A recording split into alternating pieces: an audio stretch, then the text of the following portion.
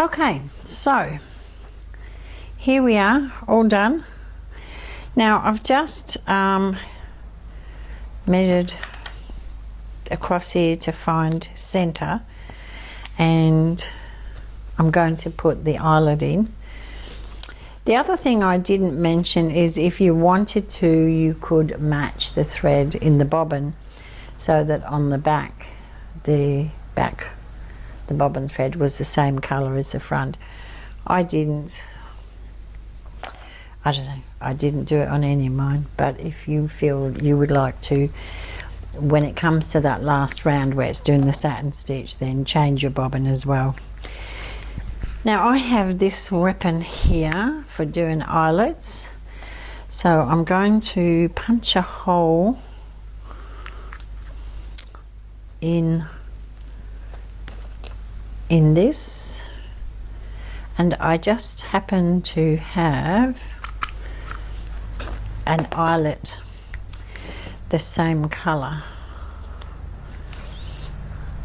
or close to. I got a box of eyelets from Wish, and this is called a crocodile, so it punches a hole and then it squishes them together. So those of you that do paper craft may have something like that. So here's my eyelet going in. I'm going to just push all that fabric down. These eyelets have backs on them, but I'm not sure the backs work with this tool. We'll try. If it doesn't, maybe I'll have to take it out and do it again. So this is what I got from Wish. So it's got all different colour eyelets, and they're about 1/4 inch, I think. Now a packet of eyelets is, and a gun, I think, was about $25 at Spotlight, and I do have one of those, but they don't punch holes very nice. This was about $12 for all the eyelets, whereas if you just try and buy eyelets on their own, you seem to pay a lot more. So this is well and truly poked through. Now it does have a little silver back, so I'm going to try it and just see. I'm not sure which way it goes on. There seems to be a nice side and a side with a ridge, so I'm guessing the ridge goes down. We'll see. Okay, so then this goes in here, and muster all your strength. You don't actually need a lot, you can just squeeze. This always locks on me when it does that. Ah, beautiful. So there's the back with the ring on the back, and then the front. Now I could probably put a ribbon, some of this one maybe, through the eyelet. Let's do that. I've taped all these up so they don't unravel in my drawer.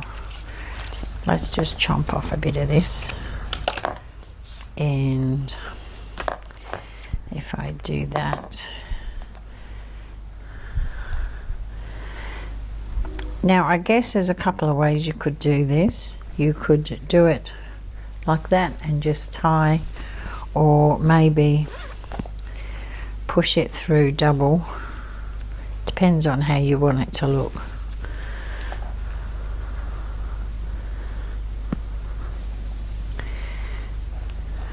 It's going like that, and pull that through.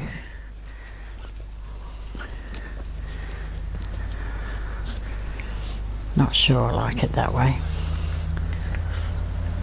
I think it looked better the other way.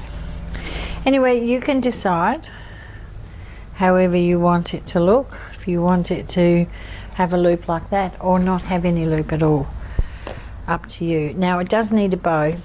Now I did previously make a bow, made a big one, and a littler one, which I'm going to put here. But I think I like the little one. It doesn't seem to take over as much. So I'm going to put that on there. Now, if you've put a name across here, you just need the bow down low enough so you can still read the name. The other thing at this point is if you have a cutter and you have some vinyl, you could always iron a vinyl name across the top. I'm going to glue this on, but again, you could just do a few stitches, do a tiny zigzag on the spot and anchor it on that way if you wanted to. So that's that one, and I mean, it's not hugely Christmassy, but it could be if you wanted it to. So, but if you wanted it for a birthday, I think that would look lovely as well. Now the other one I'm going to do with you is this one with the ribbon, because the ribbon gets stitched in place. So I'm going to set up exactly the same as before. I'll get all that ready and I'll see you at the machine.